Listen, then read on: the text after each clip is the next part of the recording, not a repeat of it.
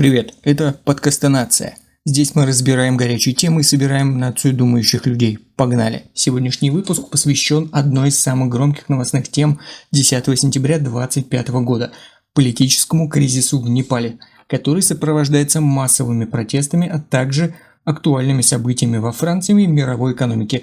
Разберем, как эти события влияют на глобальные процессы. Отставка премьер-министра Непала Шармы Оли.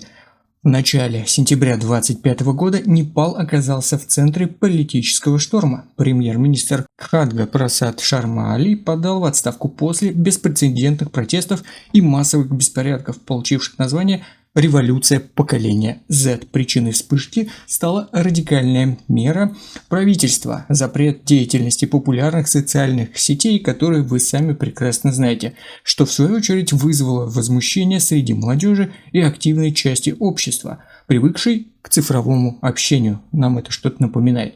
Запрет был воспринят не только как ограничение свободы, само собой свободы слова, но и как симптом более глубокой проблемы – системной коррупции и неспособности властей решать экономические и социальные вопросы, накопившиеся за годы правления. Несмотря на отмену запрета, протесты, охватившие столицу Катманду и другие регионы, не прекратились и переросли в столкновения с полицией, турбулентностью и поджогами. Непальские СМИ и международные издания сообщают о жертвах, более 19 погибших и свыше сотни раненых во время столкновений, в том числе массовые беспорядки и атаки на здание парламента, правительственных чиновников и резиденции политиков. Власти приняли решение эвакуировать чиновников вертолетами из центра города для обеспечения их безопасности. В свою очередь, премьер-министр призвал к мирному диалогу, однако накопившееся недовольство и глубокий запрос на справедливость со стороны поколения Z, традиционно настроенного против старой политической элиты, сделал компромисс довольно-таки затруднительным. В итоге Али объявил об уходе с поста, а вскоре вслед за ним подал в отставку и президент страны Рамчандра Паудел.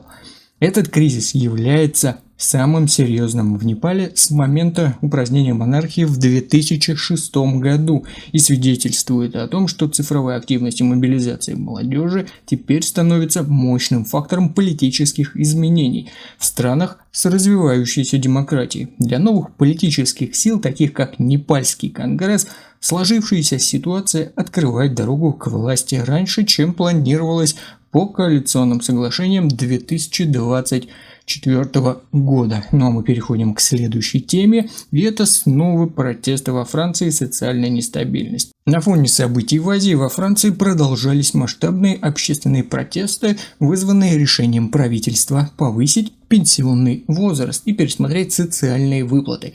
Несмотря на все попытки властей удержать ситуацию, системное недовольство многолетними экономическими реформами, слабеющей социальной защитой и высоким уровнем безработицы подталкивает французское общество к новым этапам мобилизации. Данные протесты сопровождаются забастовками транспортников, работников образования и здравоохранения, создавая паралич инфраструктуры и усиливая дискуссии о направлении страны в будущем. Социальная нестабильность во Франции становится маркером более широких тенденций в Западной Европе, где усиливаются вызовы интеграции разных поколений, поисков экономической справедливости и ответов на комплексные глобальные изменения в экономике и в экологии. Теперь перейдем к экономическим новостям. Inditex и инновации в автомобилестроении. В экономическом сегменте внимание привлекло успешное начало осенних продаж крупнейшей мировой компании Inditex, владеющей брендом Zara.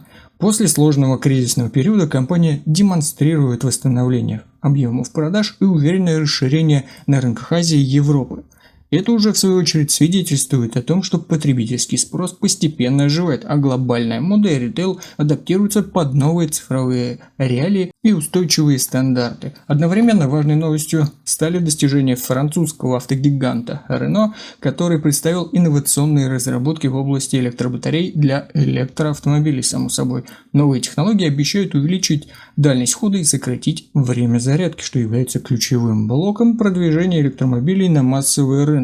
Развитие экологически чистого транспорта поддерживает глобальные усилия по снижению выбросов углерода и реализации амбициозных целей в области изменения климата. Какие же выводы можно сделать нам с вами, участникам подкаста «Нация», а то, что эти темы отражают важнейшие современные тренды, политическая турбулентность в странах с переходными режимами, активное вмешательство молодого поколения в общественные процессы, а также значительные сдвиги в экономике и технологиях, которые формируют наше с вами ближайшее будущее. Отставка премьер-министра Непала – это урок о том, насколько важна цифровая свобода и насколько мощно ее ограничение может повлиять на политическую стабильность. Поколение Z сегодня состоит из людей, которые с детства живут в информационном пространстве, и они требуют новой политики, честности и справедливости. Это сигнал не только для развивающихся стран, но и глобального сообщества, где демократические процессы меняются коренным образом. Во Франции мы наблюдаем уже который день протесты по вопросам социальной справедливости. Проблема данная актуальна для стран с высоким стандартом жизни. Эти волнения напоминают, что и в развитых экономических странах, в развитых экономиках продолжается борьба за равенство и достойные условия труда и жизни. Экономические новости от Inditex и Renault показывают, что мировая экономика не стоит на месте даже в условиях политической нестабильности и социальных волнений. Передовые компании ищут устойчивые пути развития, инвестируют в инновации и адаптируют бизнес-модели к новым требованиям общества и, само собой, требованиям планеты. Для аудитории подкаста «Нации» это возможность задуматься о том, как политические процессы, социальные тренды и технологические инновации взаимосвязаны и влияют на качество жизни каждого человека. Будущее требует не только технологий, но и понимания людей, диалога и готовности менять системы. И поэтому каждый зритель или слушатель, независимо от нации, должен размышлять над тем, что происходит, как это влияет на их жизнь и их будущее. Спасибо, граждане. Подписка, колокол, комментарий. Вступайте в нацию думающих людей и думайте громко, но спорьте аргументами. Вы уже граждане подкаста «Нации».